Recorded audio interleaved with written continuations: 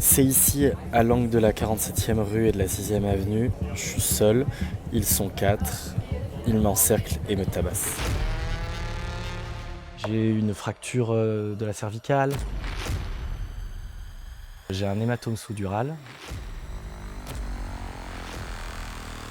En fait, l'hématome grossit et en grossissant, il comprime le cerveau. Si on n'intervient pas, en 20 minutes, je suis tétraplégique. En 25 minutes, reste dans le coma. En une demi-heure, je meurs. C'est une agression qui est mortelle, le but était de me tuer. Tu avais un risque sur des millions et des millions que ça t'arrive. Ça aurait pu être n'importe qui se trouvait au même endroit à ce moment-là.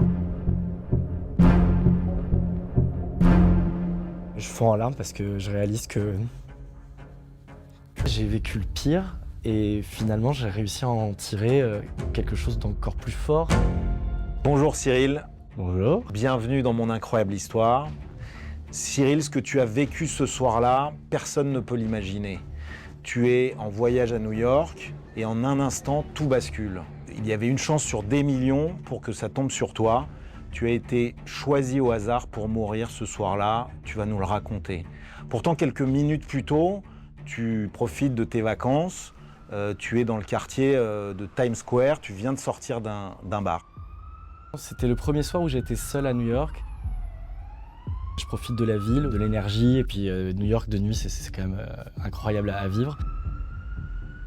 Il est 1h du matin à peu près, et je décide de rentrer, et je m'arrête à la station de métro. Et là, je vois 4 personnes arriver, je lève la tête, et là, j'ai 4 mecs qui sont au-dessus de moi. Ils me parlent, je sens que je me sens pas à l'aise parce que je me sens acculé. Derrière ce muret, ils sont tous les 4 autour de moi. Que tu sens qu'il y a quelque chose qui va pas là. Me faire encercler comme ça, aussi proche par 4 mecs, c'est pas quelque chose qui te met à l'aise, surtout dans un pays étranger où je parle bien anglais, mais c'est pas ma ville. Et je me dis, je vais pas chercher plus, je cherche pas la querelle, il n'y a pas eu d'interaction avant, on s'est pas parlé, j'étais donc assis là, juste à attendre. Et T'essayes de t'échapper. une première fois, je me dis, mais un peu gentiment, en disant bon merci, mais je vais y aller. Il m'empêche de passer, et là je me dis merde. Je me dis, je vais passer en force. Donc là, j'essaye de passer, ils me retiennent, et là je pense que c'est le premier coup qui est parti, et là c'est blackout. Je pense qu'ils m'ont frappé directement à la tempe et que ça m'a sonné. Et le reste des coups, avec le tabassage à coups de pied sur mon crâne, sur mon corps, je m'en souviens pas. Ils s'acharnent comme des fous furieux, mais ça, tu t'en rends pas compte sur le moment. T'as juste le souvenir de ce premier coup, peut-être à la tempe, c'est ça, et encore, t'es même pas sûr. Et je suis même pas sûr, je sais que j'imagine que je m'écroule. Après ce premier coup qui te laisse par terre et ce déferlement de violence sur toi, ton premier souvenir, c'est quoi?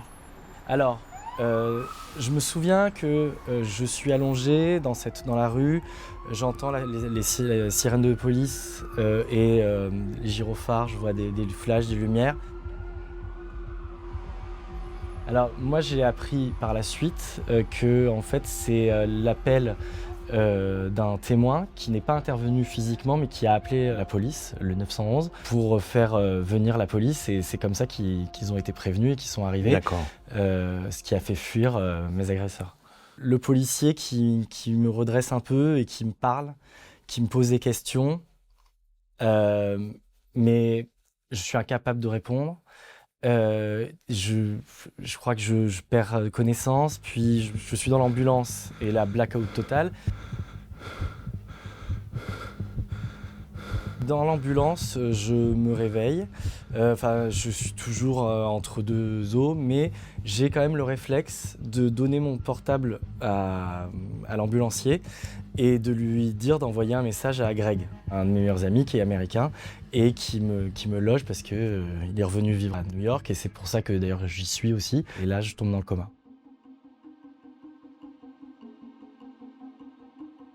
dans tout ce malheur-là, une chance qui est d'avoir été rapidement prise en charge. Mais j'ai même l'impression que j'ai eu tellement de chance. Quand je vois d'autres personnes qui ont vécu la même chose, qui s'en sortent vraiment pas comme moi, dans mon malheur, vraiment, j'ai eu de la chance parce que quelqu'un est intervenu très rapidement. La police, comme on était vers Times Square, était très proche, donc les sirènes les ont fait fuir. Donc ce n'est qu'un enchaînement de chance dans cette terrible histoire. Alors tu dis, tu as eu de la chance dans ton malheur, mais tu as eu aussi carrément pas de chance, et je le disais en ouvrant l'interview, mais tu avais une chance, un risque sur des millions et des millions que ça t'arrive. On va comprendre tout à l'heure pourquoi tu as été choisi, mais choisi au hasard. Ça aurait pu être n'importe qui se trouvait au même endroit à ce moment-là. Donc en ça, tu n'as pas eu de chance du tout là pour le coup. Non, c'est sûr que c'est une agression qui est à caractère mortel. Le but était de me tuer, hein. Donc je suis amené vers l'hôpital le plus proche qui a une branche de neurochirurgie, ce qui sûrement aussi me sauve la vie. Et là, ils me prennent directement pour une chirurgie de 7 heures.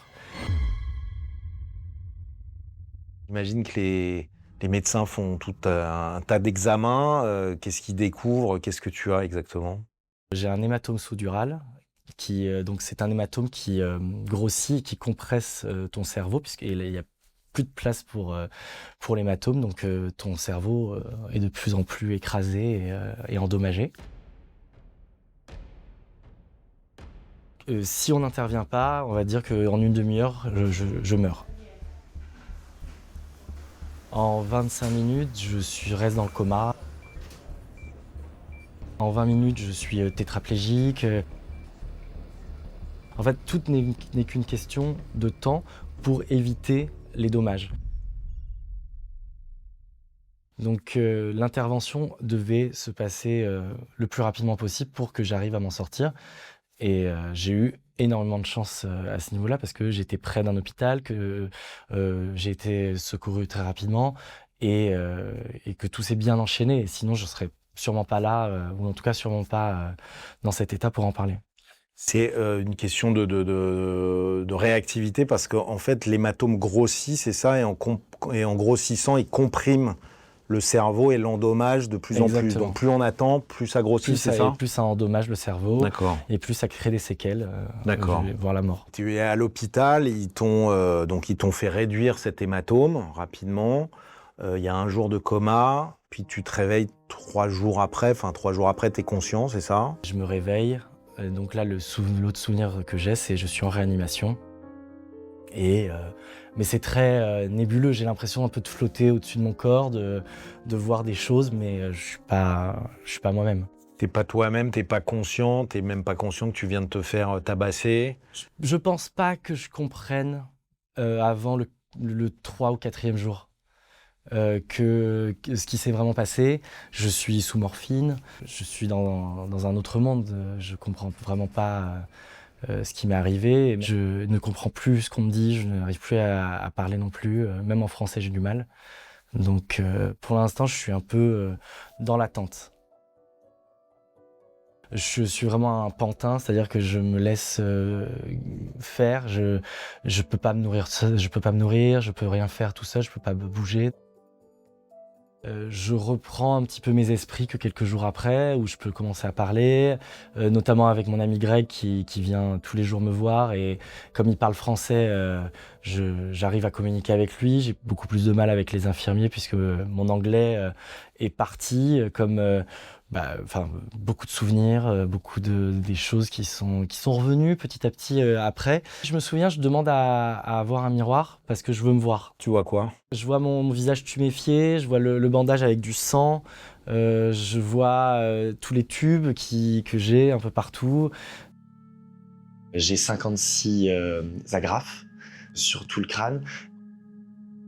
En plus, comme ils m'ont rasé la moitié du crâne, ça me donne un look très particulier, très étrange. Les hématomes sur le reste du corps, bien sûr. Un peu partout.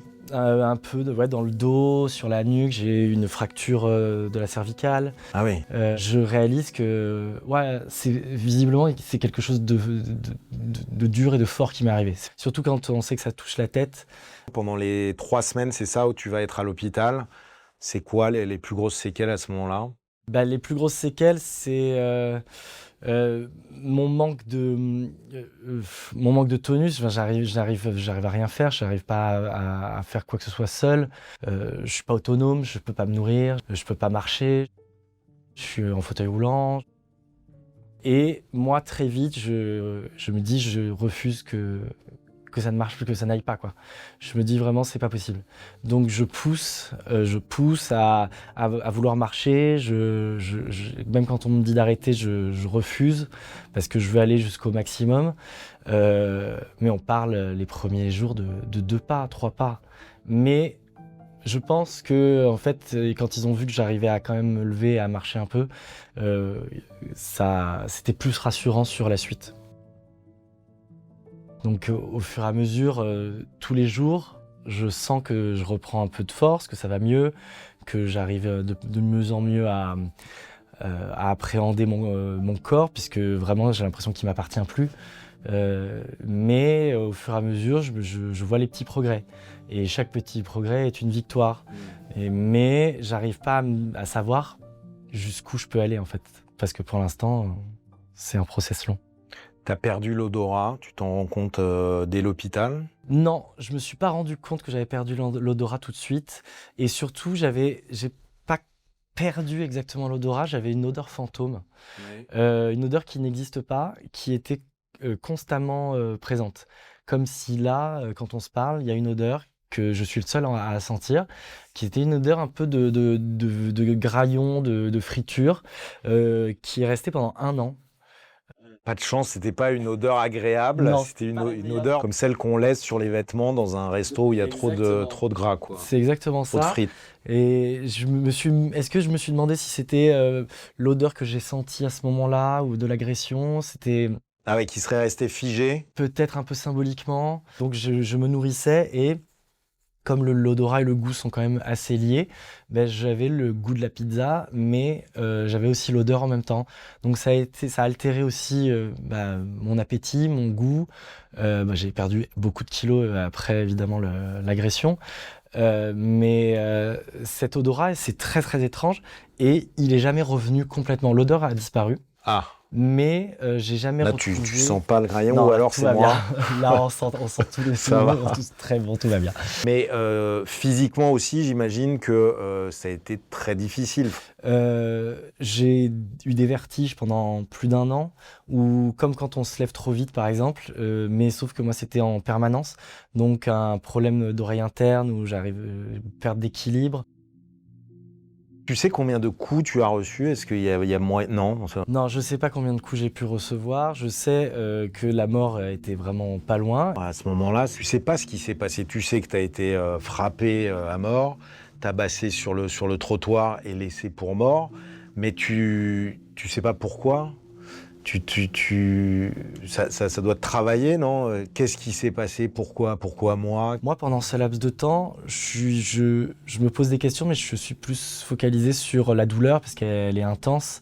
Quand je rentre chez mon ami Greg qui va m'héberger le reste de ma convalescence à New York, j'ai des douleurs énormes et je lui demande de me masser, parce que mes muscles sont tendus et de me frapper pour faire passer la douleur. Vraiment, il a été incroyable. Je souhaite à tout le monde d'avoir un ami comme ça dans sa vie. Il a géré ma famille, il a géré l'administratif, tout, parce que j'en étais évidemment incapable. Le retour en France, je suis pris en charge par mon assurance, donc je reviens en business, mais je peux pas en profiter parce que je peux pas boire de champagne. Non, je peux pas boire de champagne et je suis pas vraiment en état d'en profiter. Je reviens en business parce que je peux m'allonger et que j'ai droit à un surclassement pour ça. Et j'ai demandé à mon père de venir me chercher. Et je sais qu'à l'arrivée en France, comme au départ aux États-Unis, on me prend dans un fauteuil roulant. Et j'ai refusé à la sortie de prendre le fauteuil roulant parce que je voulais pas que mon père me voie arriver en fauteuil roulant. Donc j'ai préféré marcher jusqu'à la sortie qu'il me prenne en charge et pas être. J'avais pas envie de lui donner cette image-là. J'avais peur de le choquer. De le choquer. Ouais. Et tu arrives à marcher à ce moment-là? Oui, ça va mieux. Je marche, je vais pas faire un marathon, mais j'arrive quand même à marcher, pas très longtemps, mais je me débrouille. Ça va.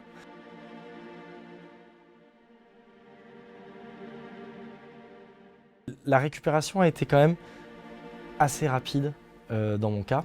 Je suis resté 3 jours chez mon père à mon arrivée.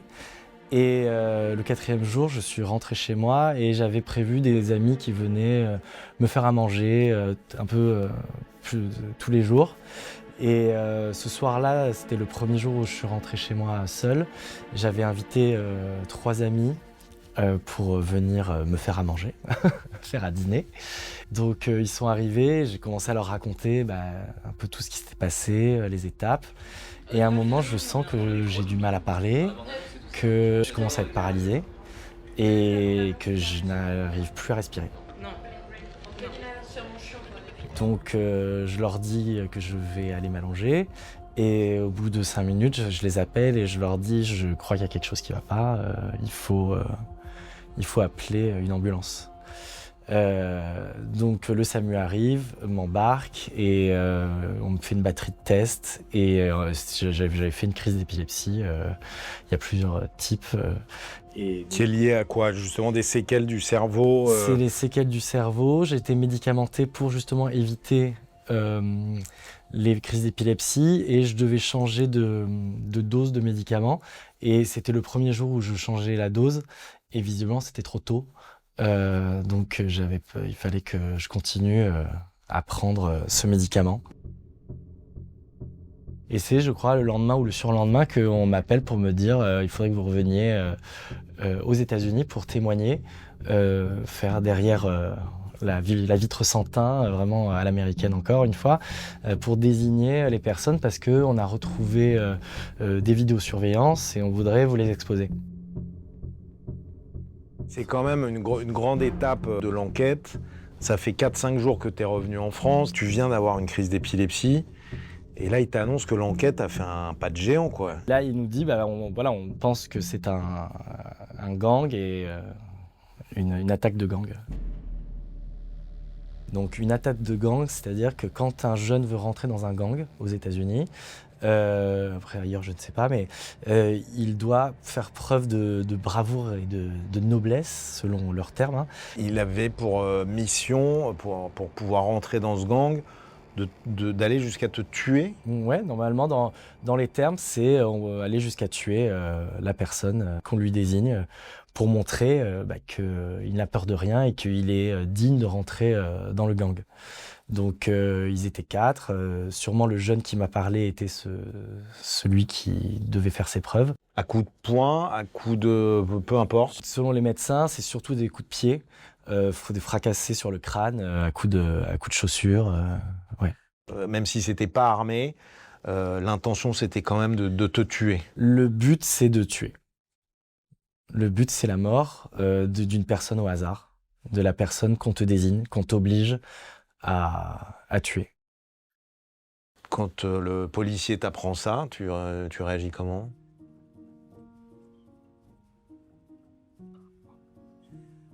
Je fonds en larmes parce que je réalise que waouh, est-ce que ma vie ça va être ça? Est-ce que ma vie ça va être ce qui m'attend, c'est ce que je suis en train de vivre actuellement.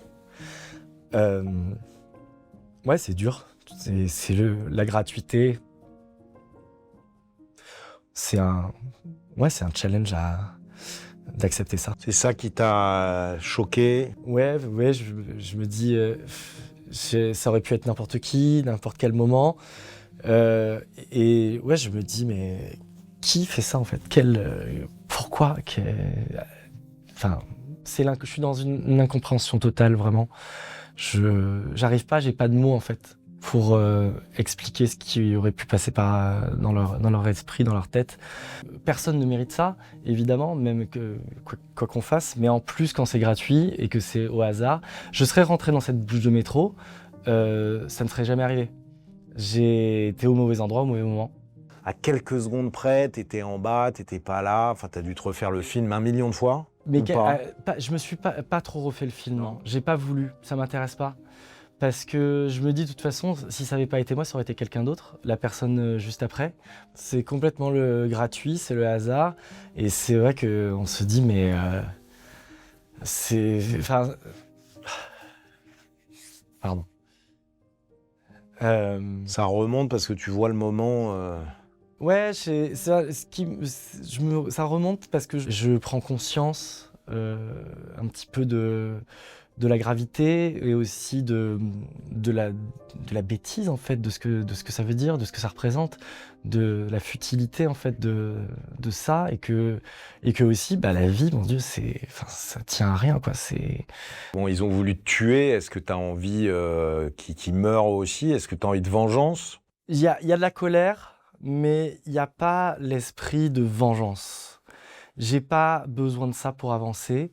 J'ai envie qu'ils soient, qu'on les retrouve parce que je veux pas que ça arrive à d'autres personnes. Mais c'est pas dans une question de vengeance. En fait, je me dis que si je commence à aller dans cette direction, ça va plus me détruire que me permettre d'avancer et d'évoluer. Donc la police t'annonce qu'ils ont trouvé une vidéosurveillance, mais ils t'annoncent aussi qu'ils les ont trouvés, ces gars-là, non? Ils les ont retrouvés, ils ont les preuves, ils ont la vidéo, et ils me proposent de venir témoigner. Il faut que tu ailles les reconnaître en direct, pas en visio. Mais ça, tu le comprends pas tout de suite, mais sans ton témoignage, ils peuvent pas mener l'enquête au bout et ils peuvent pas les inculper, c'est ça? Moi, je leur explique que ça fait 5 jours que je suis rentré en France, que je ne suis pas en état de revoyager et qu'il faut trouver une autre solution. Je ne savais pas ce qu'il fallait faire. Je ne comprenais pas exactement ce qu'ils attendaient de moi et l'importance en fait de ce témoignage. Je pensais qu'ils n'avaient pas forcément besoin de moi pour continuer l'investigation, puisqu'ils avaient tout en main. Je ne pensais pas que ne pas venir à ce moment-là, c'était clore complètement l'enquête. Donc ils classent l'affaire sans suite. Alors qu'ils ont finalement toutes les preuves. Il n'y a pas eu de procès. Il n'y a pas eu de procès. Il n'y a rien eu derrière. Donc il y a une tentative de meurtre, mais ils ont été relâchés parce que tu n'as pas pu aller physiquement témoigner aux États-Unis. Ouais, et qu'ils ont rien mis en place pour que je puisse le faire de France. Mais c'est incompréhensible parce que si tu avais été mort ou dans d'autres cas où effectivement oui, y a un meurtre et donc le témoin principal est mort, l'enquête aurait sûrement continué. C'est ça. Et là, parce que moi je peux pas venir physiquement et puis pour des raisons médicales du coup, il n'y a pas de suite. Donc j'ai voulu prendre un avocat. Mais je ne savais pas vers où me tourner, je savais pas. J'étais vraiment un peu délaissé, je trouve. Ça veut dire que depuis un peu moins de 10 ans, ceux qui t'ont fait ça n'ont pas payé pour ces faits-là, quoi. Sont libres. Ils sont libres, oui, ils sont libres. Et en plus, je sais qu'aux États-Unis, j'aurais pu être riche. C'est-à-dire gagner des pépettes, des indemnités. Des indemnités, ne serait-ce qu'en attaquant la ville de New York. J'ai des histoires qui m'ont été remontées où ça se fait. À cause de ça, là, de ce que tu viens de décrire, le fait qu'ils les aient relâchés. Le manque d'implication de la ville, oui. Ils auraient dû mandater quelqu'un peut-être pour venir à moi, puisque moi j'étais pas capable d'y aller. Ce à quoi j'ai droit à $100 de la part de la ville de New York. Voilà quel a été mon dédommagement. Et $100 pour t'être fait presque tuer, ouais. Ils t'indemnisent de $100. Ouais. Je crois que j'ai même pas encaissé le chèque. Tellement je trouvais que c'était... C'est une blague. Ouais. De mauvais goût. Très, très mauvais goût, ouais. Ouais. Surtout quand on sait que les frais que j'aurais dû payer, je les ai pas payés, Dieu merci, mais c'était $200 000 pour ma chirurgie, ma convalescence à l'hôpital. Qui était payé par ton assurance? C'est moi, grâce à mon assurance habitation, Ah ouais? qui avait dégâts civils, et c'est eux qui ont pris en charge toute la négociation avec l'hôpital. Ça a mis 2-3 ans, mais on en est venu à bout, et sinon je revenais plus aux États-Unis. Ce que tu décris en creux, c'est qu'il y a une enquête qui est bâclée, quoi. Ils sont pas allés au bout du truc, c'est pas seulement que t'es pas venu témoigner. Pourquoi ils auraient bâclé une enquête pour tentative de meurtre? Pour toi, c'est un manque de moyens, ou alors ton histoire les intéresse pas, ou ils t'avaient dans le nez pour une raison X ou Y? Moi, je pense que le fait que je sois un étranger, que je sois rentré en France, c'était plus le problème de la ville de New York. Qu'il y a un côté où, voilà, il est de toute façon, c'est pas un de nos concitoyens, il est vivant, il est rentré. En fait, pas besoin d'aller plus loin. Du coup, ça a été classé sans suite? Est-ce que tu as reçu une notification comme ça? Non, tu sais pas? Je sais, non. Non, J'ai tu même sais pas. Non, ma plainte a été acceptée, prise en charge, et j'ai reçu les 100 euros, 100 dollars de dédommagement.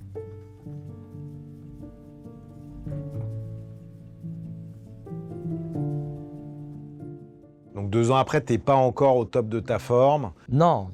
physiquement et mentalement. Donc j'ai repris le water polo.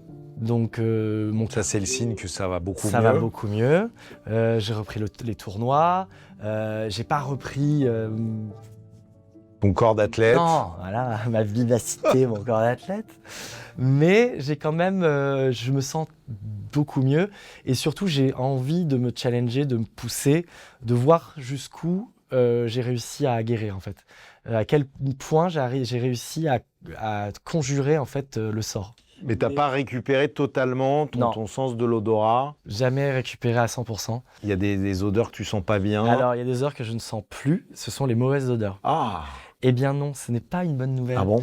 Parce que les mauvaises odeurs sont aussi là pour nous indiquer des dangers ou des choses peut-être à prendre en compte. C'est-à-dire la rose, ça va, tu sens. Oui, Un je sais parfum de chez Dior, tu sens. ouais. Mais un parfum bon marché, tu sens pas. Alors pour bon marché, si, parce que on va pas dire que c'est des mauvaises odeurs. Mauvaises odeurs, je dirais les égouts, des déjections, enfin Ah voilà, ouais. des choses un peu plus, C'est étonnant ça. plus de musc. T'as pas creusé la question en essayant de savoir d'où ça venait, ça, ce tri-là du cerveau. Non, j'ai jamais essayé de savoir pourquoi plus une odeur qu'une autre.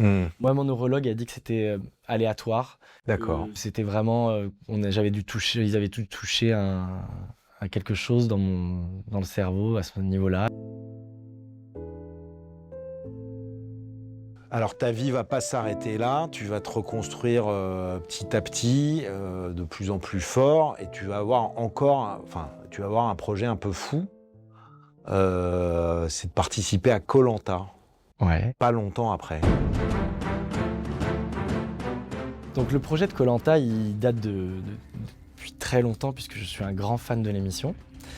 Et je me dis, tous les ans, je postule. Tous les ans, je postule, mais je suis pas appelé. Ça marche pas, ça fonctionne pas. Et donc, évidemment, la première année, après mon agression, je n'ai pas postulé à Koh Lanta, puisque je n'étais pas apte. Mais j'ai repostulé un petit peu après, donc en 2018. Et là, j'ai été rappelé. Et j'ai passé tous les castings où j'ai parlé évidemment de mon agression, et je pense que c'était un élément qui les intéressait, puisque ça faisait de moi une personne résiliente, qui a aussi peut-être du caractère, qui va de l'avant, qui est un challenger et qui a une revanche à prendre quelque part sur la vie. Et donc j'ai eu la chance de participer. J'étais pas au meilleur de ma forme physique, et pourtant j'ai voulu me mettre en danger comme ça, j'ai voulu me prouver aussi que mon corps était encore capable de faire des folies comme ça, de me challenger, de me mettre au défi, seulement 2 ans après mon C'est ça, agression. c'est 2 ans après. Ouais. Et t'as pas un traitement de faveur? Ils savent ils savent ton passé, Ouais. qui est quand même assez récent, les séquelles que tu peux avoir. Mais j'avais peur de ne pas être pris à cause de ça. j'avais peur de ne pas être pris à cause de mes antécédents Ouais. médicaux. Alors, ce que tu dis, c'est qu'au départ, ils t'ont peut-être un peu pris parce qu'il y a eu cette histoire et que ça faisait du storytelling, comme on Oui. dit. Ça racontait une histoire et après un drame, comment tu renais. Mais d'ailleurs, c'est quand même ce qui s'est passé.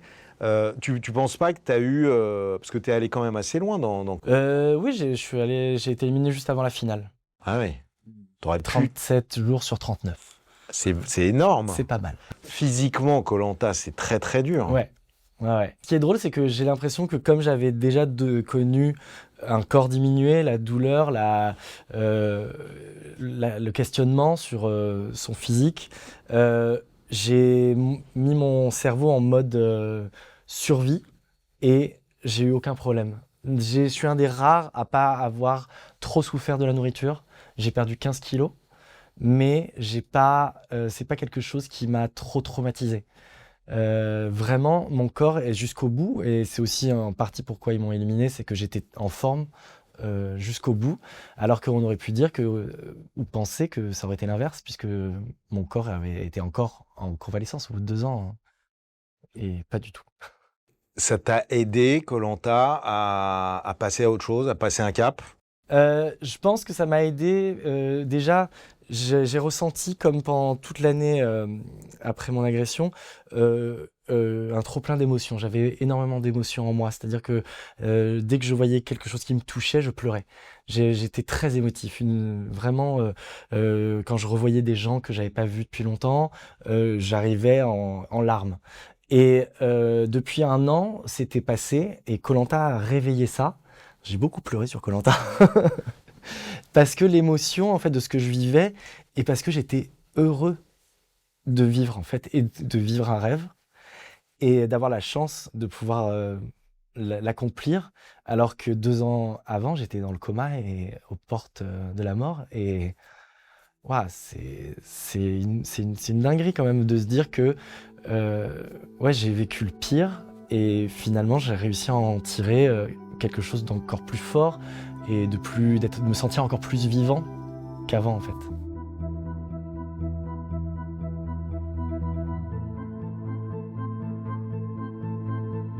J'adore, c'est beau en plus. Et presque 9 ans après l'agression, ce que tu décris là, ça continue, c'est-à-dire tu te sens toujours porté, plus fort,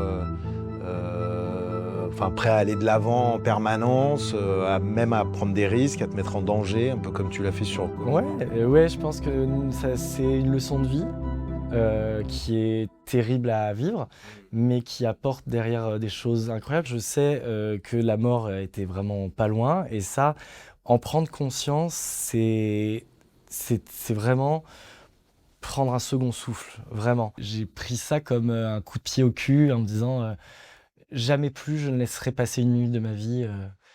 Il faut vivre à 100%, il faut tout faire, tout essayer, et arrêter de se plaindre, arrêter de procrastiner, c'est une leçon de vie.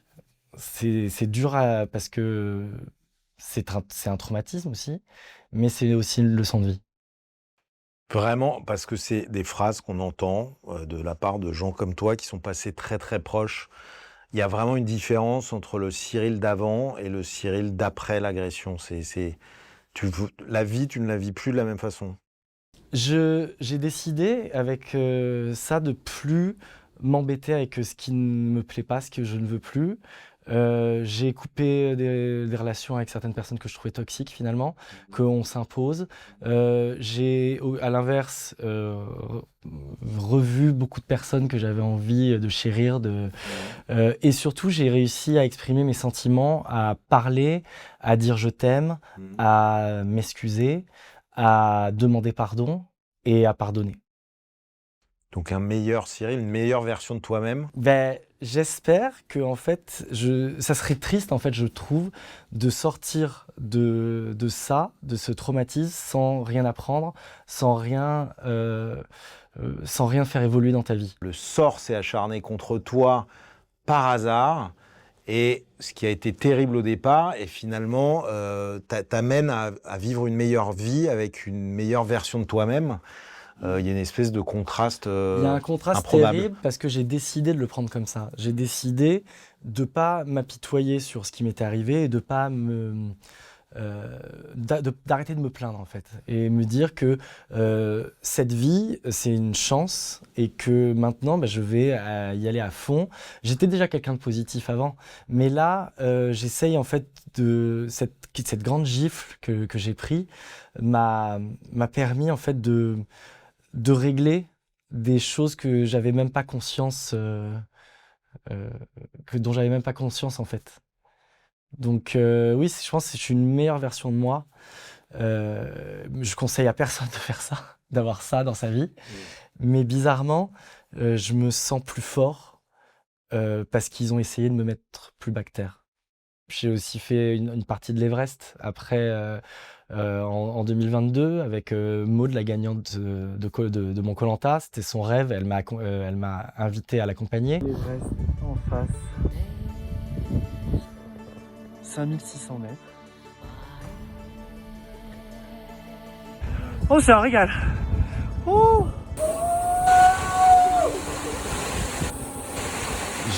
J'ai envie de plus, j'ai envie de liberté, j'ai envie d'amour, j'ai envie de vivre encore plus fort. L'année dernière, après donc 8 ans, je suis revenu à New York pour la première fois. Je suis revenu à New York pour la première fois et j'ai voulu aller voir le lieu de mon agression. Et donc j'ai réalisé que j'étais mais en plein cœur de Manhattan, dans un lieu qui était bondé. Et c'était vraiment le choc de me dire comment est-ce que ça a pu m'arriver ici. C'est ici, à l'angle de la 47e rue et de la 6e avenue. On est le 21 août 2016, il est 1h30 du matin. Je suis seul, ils sont 4, ils m'encerclent et me tabassent. À ce moment-là, dans un lieu aussi presque emblématique, puisqu'on est vraiment à 3 blocs de Times Square. Et ça m'a bouleversé. Et en même temps, j'étais tellement content de pouvoir revenir et d'être là, et d'être en vie, et de pouvoir remercier toutes les personnes qui m'ont aidé, parce qu'il y a énormément de personnes qui m'ont aidé à ce moment-là. Et ouais. C'est qui les personnes? Déjà Greg, évidemment, qui a été incroyable. Après, c'est tous mes amis du water polo, mes amis qui étaient là, qui se sont relayés pour me nourrir, pour m'amener chez le médecin. Sébastien, à qui j'ai broyé la main quand on m'a enlevé mes 56 agrafes.